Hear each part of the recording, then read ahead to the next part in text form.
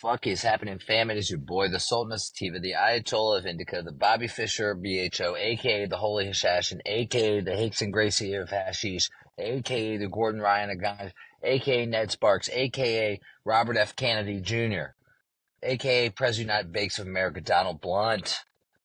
And I am here, and before, aka Lord Bongtimore, and I'm here with a brand spanking new episode of Let's Fucking Toke About It. And I'm about to overwhelm you with multiple episodes because I have not put anything out in a minute, so you're about to get 4 in a row. If you're listening to this, I'm hoping that you listened to the other ones. There's a lot of good shit. I don't remember what's in all of them, but I remember they were good. And to be honest, I don't think I was on weed for any of them. You know, it's been about 30 days since I'm on weed. I know you see me here smoking. I'm on full-blown, roll your own cigs, full-blown. A little hopped up on caffeine, little Black Rifle coffee. Got it for a steal of a fucking deal at Ollie's the other day. Going to Ollie's all the time. Love it there. Not sure if you've ever been there. There's good shit all the time. I got 2 12 packs of Black Rifle coffee, $4 each. I got some fucking protein bars that I like. They're normally $4 a pop for fucking a 9-pack for $8. So we're talking about less than a fucking dollar a bar. That's Donald Trump's America. Oh man. But yeah, I want to. I guess I'll stay on the topic of not smoking weed for right now. It's been interesting. You know, I'm pretty sure I've talked about it a little bit. If you follow me on the gram or on Patreon, I've talked about it a little bit. Honestly, I've been so focused on other things that, I don't know. I don't even know where to fucking start, man. It's been a little minute, but having 4 episodes about to drop will obviously give me plenty of shit to bombard all of y'all with. Please don't mind my hoodie. I know it's a fucking gold leaf hoodie. Pretend that they're fucking, that I don't like them. It just was the hoodie in my car, and I was a little chilly. I'm sure I'll take it off at some point. Got my True American Freedom camo huff fuck it shirt. I'm not gonna lie, I do like this hoodie. It's definitely giving Hollister, California beach vibes. In the, in like the late summer, the sun is setting, and it's a little chilly. You need a nice little thin hoodie, just something to keep you covered. That's kind of where we're at. Last weekend was pretty fucking freezing. For some reason, it was snowing for like an hour, which is typical, I feel like, of this time of year. Sometimes I feel like we get the biggest snows of the year in fucking March. Not smoking weed has been very interesting, as I said. I think there's a certain level of productivity that I've been hitting. I've had a little bit more of an acute awareness of some of my procrastinations. Weed is the kind of thing, man, it's going to exaggerate the qualities in you. If you're a lazy piece of shit, then, weed helps you to be a lazy piece of shit. If you're a fucking go-getter, weed can help you be a go-getter. I will admit that not having cannabis has definitely been frustrating from like a pain relief aspect. It kind of sucks being fucking on 75 hard about 30 days in, not smoking weed. But one of the cool things, I think is probably the coolest factor in not smoking, is that me not smoking has challenged some others to question their cannabis usage and whether or not they should take a break. Are they actually taking a break? Some, maybe. Probably not in most cases. And that's because most people, while they see something as as soon as something gets challenging, they quit. And myself included. I wanted to do this. I'm only 30 days in. As you know, we're in fucking over 3 months into the new year. I should already be like finishing off fucking 75 hard with no weed. But I was bullshitting at the beginning of the year, and after about 2 weeks, I had started smoking again. And it was because of a good friend of mine, old passionate Pat Rivera, the rebel Pat Rivera, who actually has a fight coming up March 30th. Tickets are limited at Shogun at the Maryland Live Casino. If you're in the area, get you a motherfucking ticket. I will be there ringside with my man Forky, as I have been the last two fights. This is a crucial fight in Pat's career.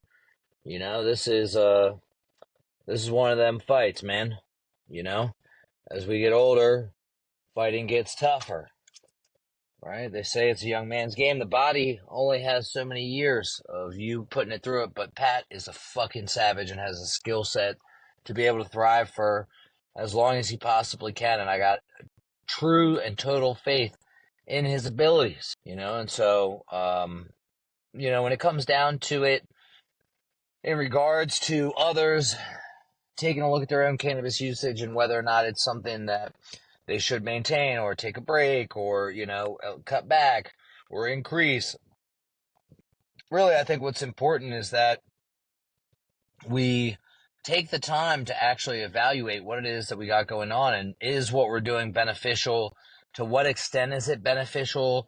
At how much of it? At what point does it become just a habit? I mean, I smoke a shit ton of weed daily. You know, I probably spill more weed than most people smoke, which is not a flex. It's just a reality. And I waste a lot of money because of that. But what's important is that, you know, we take the time to make these evaluations. Just as we're getting started here, quick word from our sponsors, Safari Bars. Get you some motherfucking Safari Bars. I cannot stress this shit enough. If you are somebody that likes the effects of psychedelic fun guy, well, but you hate eating some nasty ass shit shrooms, we'll get you a Safari Bar. It's got fucking real cacao. It's like a premium bar, man. And they really disguise the mushroom flavor. And I'll tell you what, man, the blend of shit that's in it has you lady. I feel like I need to eat a whole bar just for science sake. But I know how I feel off of just one little piece. That's just going to have me ripped, to say the least. You know, I want to talk about a couple things today. We got some interesting happenings happening. You know, but first, I went, last couple days, I've been going running through the woods, which I enjoy way more than running on the roads. I talked to a buddy of mine a little while back that I met on the ROP mission. If you listen to my ROP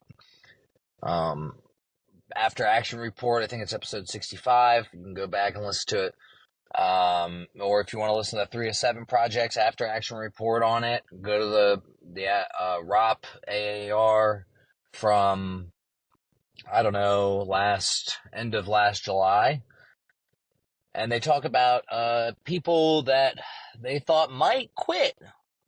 Myself, yours truly included. And one of the other guys was the Tin Man, my man Justin. And I got to give a shout out to Justin, the Tin Man. You know, him and I connected pretty early on. You know, like that first night, him and I had some really good conversation. You know, and when at a certain point he got the nickname Tin Man because, I don't know, he didn't hydrate properly and eat properly, and his whole body locked up on him. So he was moving like the Tin Man. So he wasn't struggling as much as your boy. They kept me up in the front, which that was good. They gave me a little fake mission of making sure that we were staying on the trail. I obliged. I crushed it. You know, I made sure that we were on the trail. They put Justin right behind me, and I'll tell you what, on the overnight portion of our mission, his and my conversation just really helped to keep me going. You know, we talked about it all. I mean, it takes your mind, those types of conversation and focusing on others uh, really helps take your mind off what you're going through in those moments. I could tell you, Chad Wright, friend of the Let's Toke About It podcast, episode number 75. You know, he had talked about when we got there, that mission, that the people there on your team were going to be of utmost importance to you. And I'll tell you what, man, my man Justin sent me a little gift. I don't have them in the car. I should have grabbed them. It's the Speedlands Cam Hanes special edition trail running shoe. They got the fucking boa laces. They've got the sole is made from some material that Michelin tires help them make, which it has the little Michelin logo on it. Probably part of the reason why they're so fucking expensive. It's the lightest shoe, got the boa laces, got the red elk's blood coming up the side. So it has the Cam Hanes keep hammering on the side. You know, it's like his equivalent of get after it. Just keep hammering. If you've never checked out Cam Hanes, that dude's a bad motherfucker. For real. You know, it'll make you want to go start hunting. And that's almost a $300 sneaker. Trail running. It's so beautiful. I don't even want, it's like foot fucking marshmallows. It's like a bunch of little cloud pillows under your feet. Like, I don't even want to wear them. They're so fucking nice. And it's funny because I actually have been, you know, for anybody that knows me, I've got a lot of fly shit and I've been kind of a hoarder. And I need to get rid of this shit, man. I need to get rid of this, start selling shit. Some shit I've let go for below retail. I don't even care. I'm not trying to maximize profit.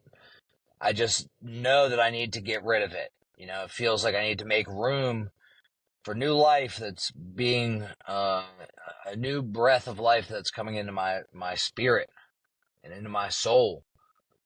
And so that's what I've been doing, man. And I mean, it was cool, right? I mean, I have so many sneakers that have just literally been sitting in the fucking box for years, not worn or worn a few times. You know, I got a guy that I sold some shoes to many years ago. He's about to buy 5 pairs from me for a fucking steal of a deal, to be honest. But you know what? I gotta let him go. Gotta let it go. It's not important. And guess what? One day I'll rebuy them, maybe. And I'll wear the fuck out of them. You know, I just wore 2 new gis that have been sitting in the bag for the last year and a half or 2 years. I busted them out yesterday and today because you know what? I either need to wear it or I need to get the fuck rid of it. And I really like them. They're nice gis. So that's it, man. When I'm rolling jiu-jitsu, I feel good. You know, look good, feel good. And I'll tell you what, I've pulled some slick shit out tonight, boy. It was great. But one of the things that, in the box of sneakers, my man Justin sent me the 3 of 7, I don't know if you can see this, 3 of 7 Project Creed, which I'm pretty sure I've spoken about before on the show at some point. I'd have to assume I did, because it's of the utmost importance to me. You know, it's talking about a standard. And if you go listen to Andy Frisella's Real AF and look up Chad Wright, I think it's on the Execute one, if I'm not mistaken. He's got like 3 or 4 episodes now, but he reads the Creed. And I'll tell you what, it's at like 13 minutes in or something. And there have been many times, as I've been on my little fucking 75 hard workouts, I'll put that section of the podcast on, man, and I'll listen to that section because it just does something to me. And so I'm going to read it to you, right? And you know, Chad says you need to come up with your own creed, but god damn it, this one's so fucking good, I just want to steal it. You know, and maybe I will come up with my own creed. Maybe one day I'll work on it with my kids and we'll come up with our own family creed. But for now, we're going to use the fucking 3 of 7 Project's creed. We're going to use the 3 of 7 Project. It's a great fucking creed. He talks about the standard, upholding the standard, you know, and it's something that you probably will fall short on some days. But it is a high standard and one that needs to be you really need to strive to accomplish and hold yourself to it, right? We as Americans and as people don't hold ourselves to the standard of excellence that we should be, and a rising tide raises all ships. So I think it is of the utmost importance that we all have something that we look to. Whether you want to use 3 to 7 projects or you want to fucking come up with your own, right? I highly recommend it. Anyway, in times of distress or uncertainty, there is a special breed of person ready to face any challenge and accomplish any mission.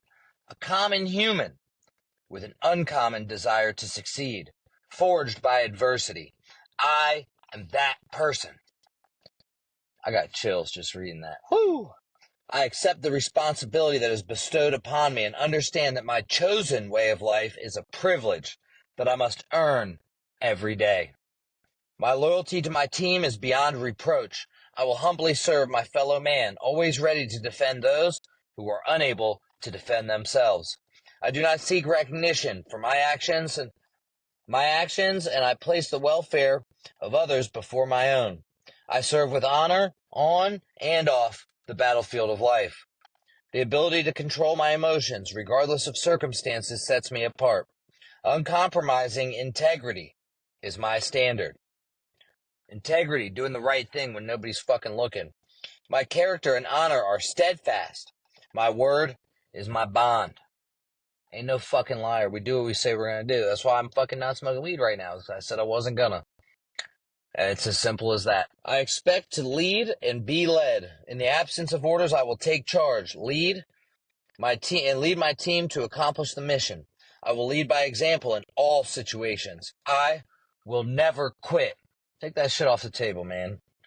I persevere and thrive on adversity. My team expects me to be physically harder and mentally stronger than our opponents. If knocked down, I will get back up. I will draw on every remaining ounce of strength to accomplish the mission. I am never out of the fight. I demand discipline and innovation from myself. Mission success depends on me. I will constantly sharpen my skill, proficiency, and attention to detail. My training is never complete. I will train like I fight. I stand ready to bring the full spectrum of my knowledge, skill, and ability to bear in order to achieve my mission and accomplish the goals established by my team. The execution of my duties will be swift and efficient, guided by the very principles I have sworn to uphold. Execute, execute, execute. Woo! That's the creed, son. Something that we should all think about, something that we should all strive to better ourselves. Like I said, 3 to 7 project, man. I can't say it enough. Those guys really fucking taught me some lessons. I'll tell you what, as soon as they put up some more dates for the basics course or the fucking, what is it called? The basics course or proving grounds, I'm in there, man. I'm fucking in there because I'm trying to fucking be a part of that shit. I'm trying to learn and grow. And goddamn it if those dudes don't really put it together. I'll tell you what, me and a couple of guys that work in that meet up in the Patreon group every Sunday, well, 3 Sundays a month, have been, we were just talking about it yesterday, we're going to start putting in some miles on the trails, getting ready to do the WAP, the rite of passage, spelled right like Chad Wright, as he gave me the blessing to put the mission together, and that he doesn't own it. You can go back and listen to the fucking episode, man, that he was on, but there is a standard that needs to be upheld, and it is on me to make sure that I uphold it as per the fucking creed, man. Like I said at the beginning of the show, I've been occupied. I've been working. I've been listening. I've been studying, learning shit. You know, I think it's very important to learn some of this shit. You know, a couple years ago, and I'm sure a lot of people have seen some of this sovereign citizen movement. But the reality is, anybody that refers themselves as a sovereign citizen is a fucking oxymoron. That's an oxymoronic term, but they are a moron because of the improper usage of that. And I've been watching this guy's free course. I highly recommend that you check it out. I started uploading the videos or sharing the links to the videos in the Patreon page. I'm actually about to make those available for everyone. So if you're like, I don't want to fucking sign up for this guy's free course, even though it's fucking free, right? Which you can go to onestupidfuck.com, right? Spelled out. not the number one, spelled out ONE, stupidfuck.com. And I'll tell you what, man, that dude, he knows what the fuck he's talking about. You know, and I've been listening to some of his shit. I've been listening to the shit of some of the people that he references, and honestly, I'm trying to get some of them on the podcast, and you can listen to them since some of you don't want to listen to fucking me. You don't want to listen to things I have to say. Some of you do, but you're not willing to go all the way in, and so I figure he'd probably come on here, give you a nice breakdown, make it nice and simple for you, and you hopefully will go through his material and start taking the necessary steps to get yourself out of some contracts that we unknowingly put ourselves in. Which, if you are a God-fearing, freedom-loving American such as myself, then this is what needs to be done, because man can serve only one master, you know, and the state is not the one. And we've seen a lot of motherfuckers acting dumb, and the more people that get into this shit, the more closely we get to toppling this fucking house of cards down without any violence. You know? We could be truly free under the common law. Which, as I said in a little post yesterday, you know, if these laws that we have, which are not actually laws, they're statutes, the jurisdiction we give to the quote-unquote powers that be,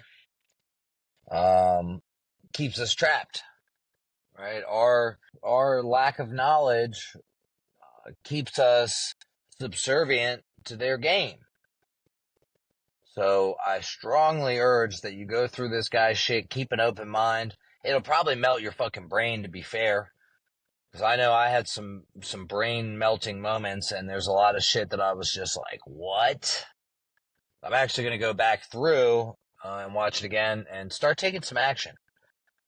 Because it's one thing to learn stuff. I've been reading into some of the stuff they talks about in the realm of taxes and not fucking paying them, which I've always said, if we want to lower the size of government, stop fucking paying taxes.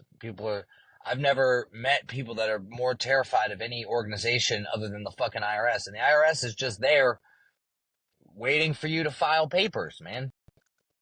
You know, they only really start getting wild when you fucking say you owe them 10 grand and then you only give them 2, and they're like, whoa, you said you owe us 10, man. Where's the fucking rest of it? You know, but they have no real jurisdiction over you. The biggest thing I learned from this dude's course is probably that the biggest problem we have in our society is that we assume the meanings of words instead of actually knowing what they mean. Did you know that a person, according to Black's Law, 4th edition, and many subsequent editions, a person can be a corporation? To me, when I hear the word person, I think person, heartbeat, blood, organs, bones, breathing, dumb as fuck, brain. Not a corporation, you know. This should start blowing my mind. That's just one. And I'm not going to get too much into it. Like I said, if you want information, I'm no pro, but I highly recommend you go to onestupidfuck.com and you get his Contract Killer course and go through it and study some of the people that he talks about. Because I'm ready to start making some moves, man. It's time. Let's bring this shit back to the fucking real deal. Get ourselves a nice little de jure government over this fucking de facto bullshit where shit is tried in common law. You know, in common law courts, the state cannot be a victim. If there is no such thing as victimless crime. You know, it's like, don't fucking, you know, don't hurt people, steal shit from them. You know, be honest in your contracts. And you're fucking good, man. There is no victimless crime. There's been, I don't know if you guys have been paying attention to fucking anything, but we got this eclipse happening, right? Which apparently is some crazy eclipse that, you know, the convergence of the moon and the sun creates an X over Austin, Texas, apparently, supposedly why Elon renamed Twitter X. I don't know. I haven't looked super far into it, but I did see a post from I Fucking Love Science. You can go on iflscience.com, look it up. And I just thought it was interesting, especially after we had this little outage of our phones a couple weeks ago. Apparently there was an outage. I realized that the socials were down. But I haven't read the article yet. It says, stock up on food, water, and fuel ahead of the eclipse, emergency officials warn. Cell phone service could be a problem, too. So it says, Lorain County Emergency Management in Ohio have issued a warning to eclipse watchers and locals to the path of totality to stock up on food, water, and fuel ahead of the total eclipse on April 8th, with an influx of visitors to the area expected. The last solar eclipse over the U.S. was pretty spectacular, as anyone who saw it will attest. Looking at the photos, it's hard to imagine how the site could have been improved upon in the eclipse taking place next month. But if we're lucky and the weather is fine, we could be in for the maximum special as the eclipse coincides with the solar maximum. 2017, the sun was nearing solar minimum. Viewers of the total eclipse could see the breathtaking corona, but since the sun was quiet, streamers flowing into the solar atmosphere were restricted to just the equatorial regions of the star. The sun is more magnetically symmetrical during solar minimum, causing this simpler appearance. During the 2024 eclipse, the sun will be in or near solar maximum when the magnetic field is more like a tangled hairball. What? Streamers will likely be visible throughout the corona. In addition to that, where is it? Causing simpler appearance. During the solar maximum, magnetic field like a tangled hairball. Streamers will likely be visible throughout the corona. In addition to that, viewers will have a better chance to see prominences, which appear as bright pink curls or loops coming off the sun. The eclipse should be visible from Mexico to Canada. The path of totality, the area where most people will see the total solar eclipse, is wider than in 2017 too, as the moon is closer to Earth due to where it is in its orbit, meaning more people will see the sun's corona. With lucky timing, there could be even a chance to see a coronal mass ejection, a large eruption of solar material during the eclipse, which, in case you didn't see anything about this, this cell phone outage or whatever, they were trying to say it was because of solar flares or something like that, and there was some scientists that totally refuted that. Of course, they're going to try and throw in some climate change shit and whatever else. As always with eclipses, though, there are safety concerns. Last time there was a concerning spike in Google searches related to what happens when you look directly at the sun shortly after the eclipse took place. There are logistical That's a problem for them? It's fucking a concerning spike in Google searches related to what happens if you look directly at the sun. First of all, of course, there's going to be a spike in Google searches for what happens when you look directly into the sun, because it's a solar eclipse, and everyone is going to be fucking going out of their way to look at it, and so they want to know what the possible effects are. To me, that's not concerning. That's mad regular, which is a problem in life. People describe all sorts of shit as traumatic. That's really just their regular life.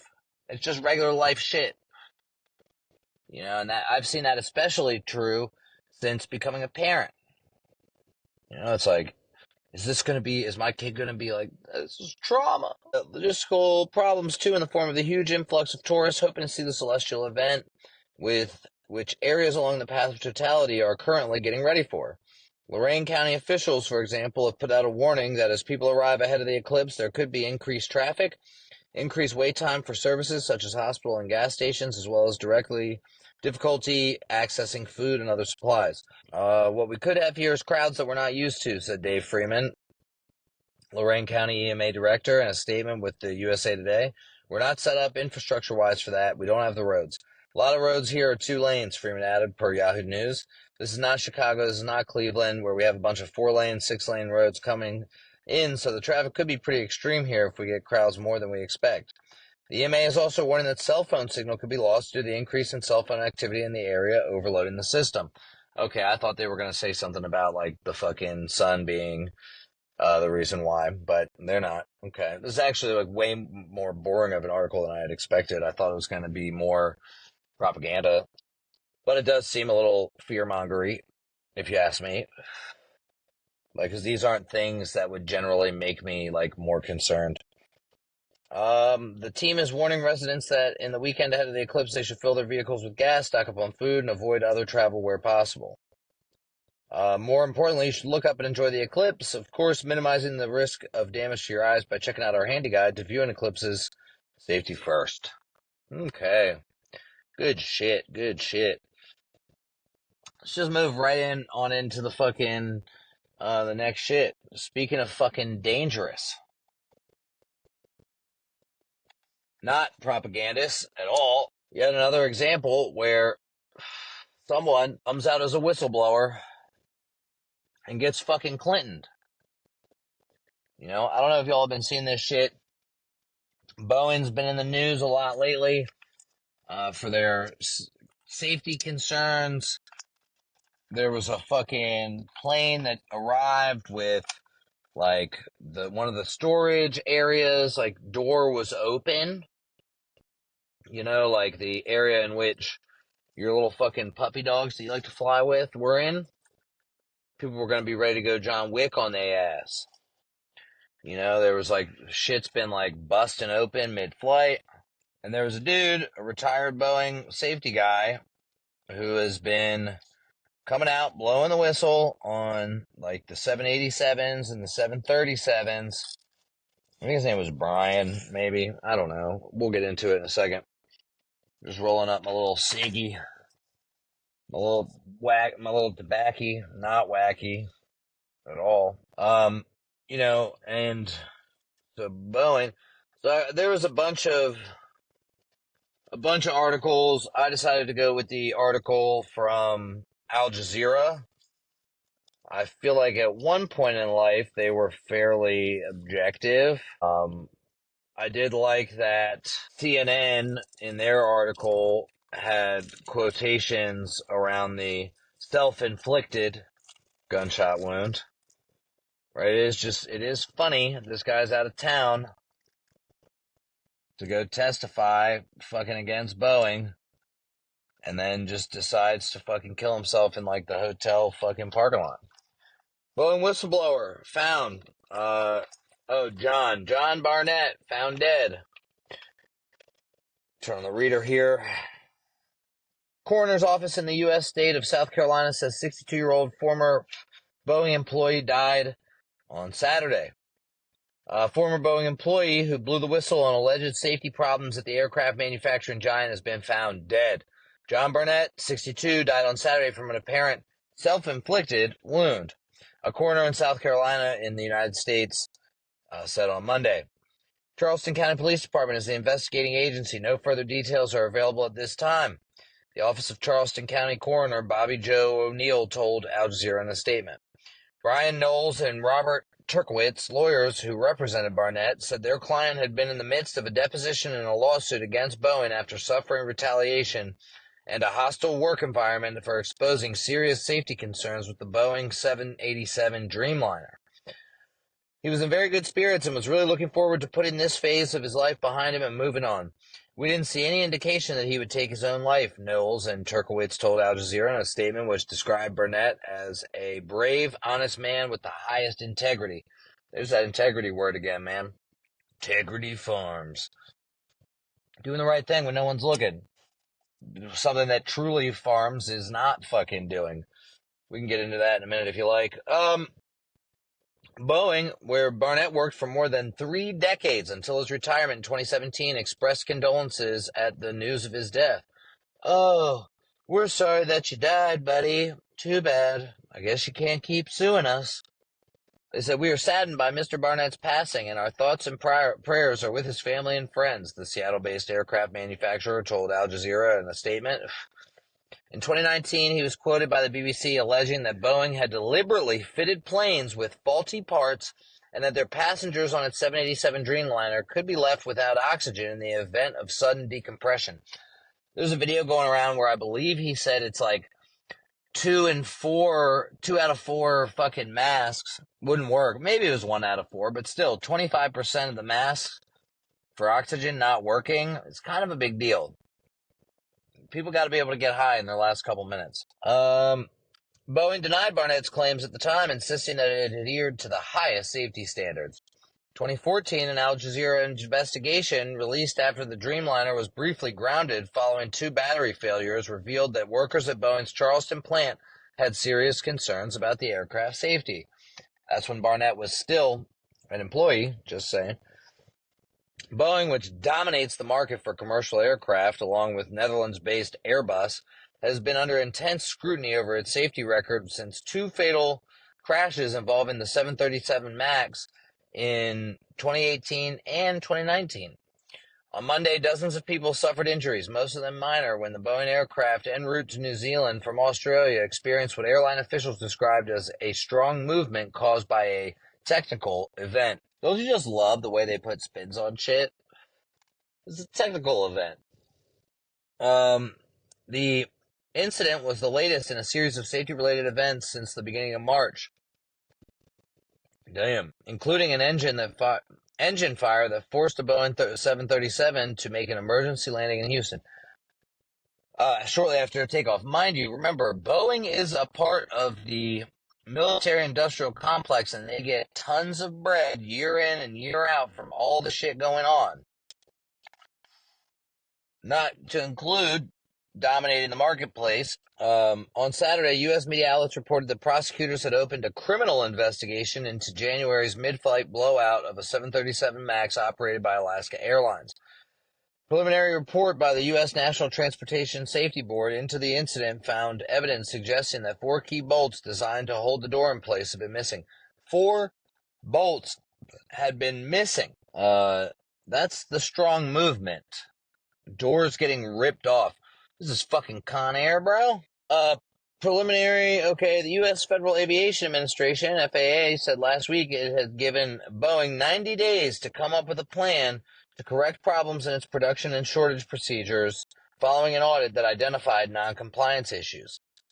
Yeah, the dude, David Barnett, whatever this guy's name was, John Barnett, he, in the video, describes going and doing, like, an audit of some facility, and they had, like, over 300 items that were wrong. And then a couple months later, his supervisor went and was like, man, they made all these adjustments. There was only 50 issues, which sounds fucking insane. I don't know what the normal audit issues bring up, but you're talking about 6 times the increase when old Johnny Boy went. And so he went and talked to the technician that was working on that shit and was there with the big boss. And allegedly they were talking about, dude, it's not looking good over there. A separate FAA report released last month found serious problems with Boeing's safety culture, including fears of retaliation among employees with safety concerns. Yeah, I heard something about, like, they were using, like, hotel key cards and, like, gum to hold the fucking plane together. That is a problem. This is a huge problem. Imagine taking your kids on a fucking airplane and that shit does some geek shit, like the engine blows up. You know, hopefully some people are able to get it the fuck together over there. You know, I mentioned True Leave. I don't really have much of an article. I didn't feel like pulling one up because it seems like they're just constantly on my radar of, you know, in all the states, right? The one girl fucking died. In Florida, you know, True Leave in Maryland lobbied like $1 million. You can go back and listen to my Vote No on Question 4 episode. I talk about it, and I think the episode after that. It's like True Leave donates a shit ton of money, comes in, tries to tank the market as much as they can, and when you get all the mom and pops out, they steal the market share, you know, with their fucking cheap bullshit. And my man, you know, Ganja Leaks, or maybe it was Florida Trees News, they've been reporting this shit pretty fucking heavy, talking about the communist fucking actions that are occurring right now in regards to these new fucking bills.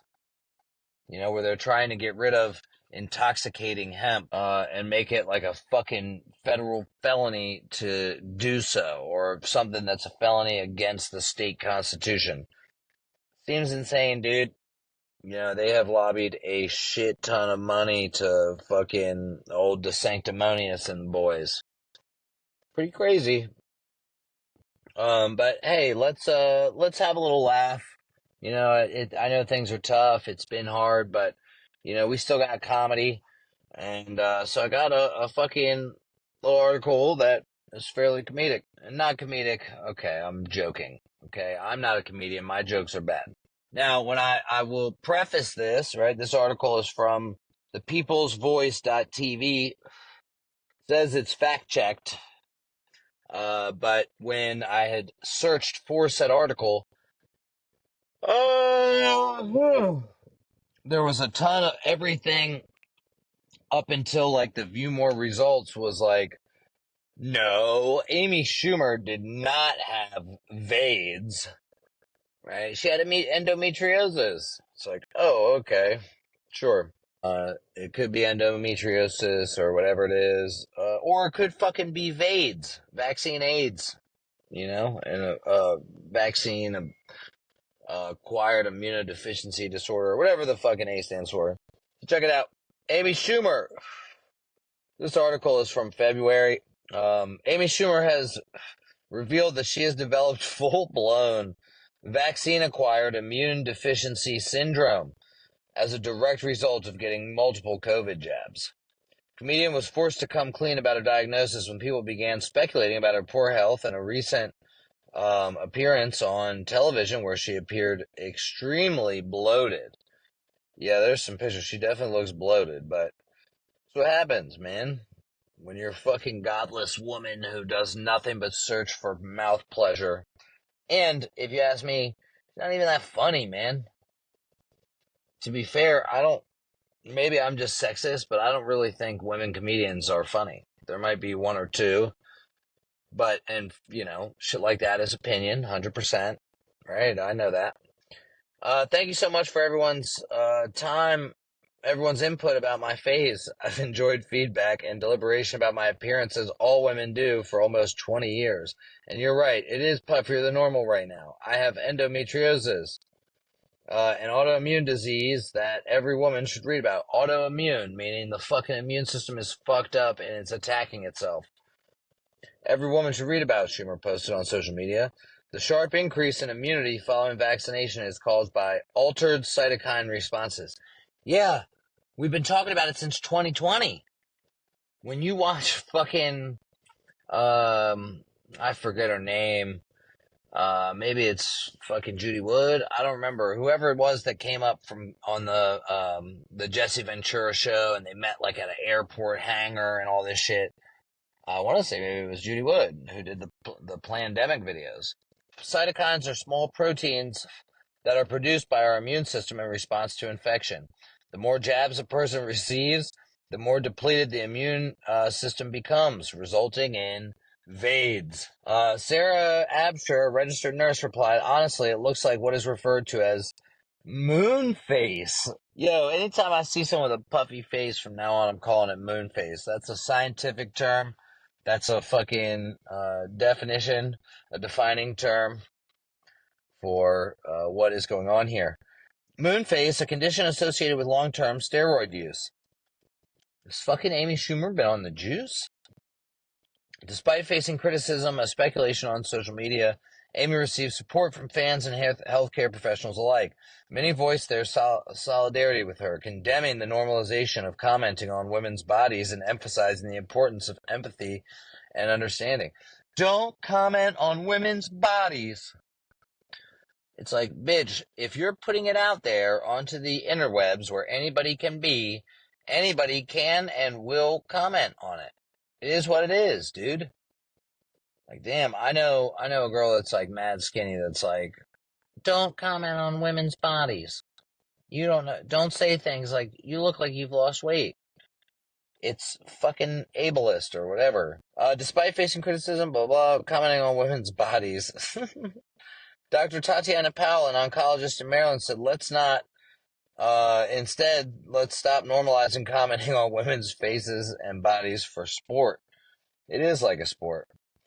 Let's stop inviting doctors to speculate about the diagnosis of people whose history they don't know. Let's stop inviting trolls to fat shame people. Look, dude, if you are fat, you can change it, okay? It's a choice. Just like nobody feels sympathy for somebody that gets lung cancer for smoking for fucking a million years. You don't fucking, it's your choice. You can decide what to put in your fucking body. Put down the fucking Bojangles and chill. An Olympic lifter, Lindsey Vonn, said, maybe just let her live. Why do people feel the need to judge people's physical appearance? You have no idea what's going on in their life, so any comment here is pure speculation, unnecessary and hurtful. Amy's willingness to address her health issues publicly contributes to raising awareness and breaking the stigma surround chronic conditions. Ooh, that's rough, man. Old fucking Amy Schumer developing the old VAIDS. I don't know if endometriosis completely classifies as VAIDS, but I'm no expert. You know, I think about this shit every day. How these people were a part of a multi-trillion-dollar propaganda campaign globally. And if you're one of the motherfuckers that's listening to this podcast, I'd have to assume that you're somebody that opted for informed consent and you are pro-medical freedom to make the decisions that are best for you and your family. If you're not that way, I would highly, highly, highly recommend it. It is of the utmost importance that we hold these people accountable. If you don't hold them accountable, no one will. Okay? How many doctors got fucking... It's like the 4-year anniversary of the COVID. And I mean, while things are just now getting chill, I mean, they've been a little chill for a minute, but that shit's getting ready to ramp up, especially with fucking election season underway. You know, they're going to do anything to keep old Trumparooski out. You know, whether he's like real deal or not, you know, some would argue that he's the best choice for the job. I don't know that. I do find him to be hilarious. I think his comedic timing is great. But honestly, like, that's not a guy that I would want to hang out with unless, like, I knew what we were doing and we could find ways to connect. I mean, I think about it, and the dude was robbed from the election due to voter record falsification. I mean, there's just no way around it. That's what it is. If you would like to support this podcast, you can go to Let's Toke About It on Patreon. It is me. Like I said, we do a live call 3 Sundays out of the month. That fourth Sunday, try and use for some family time and some time to learn about religion and scripture and take the time to grow for real.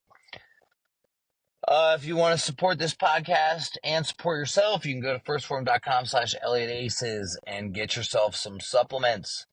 Send me a fucking link so I can help you with any questions that you might have.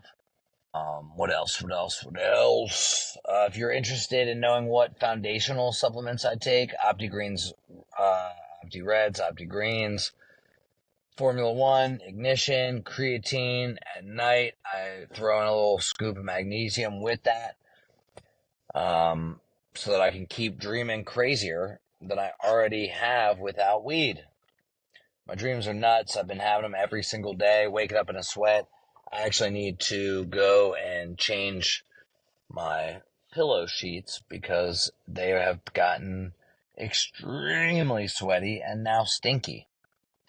So, with that being said, Bongtimore out.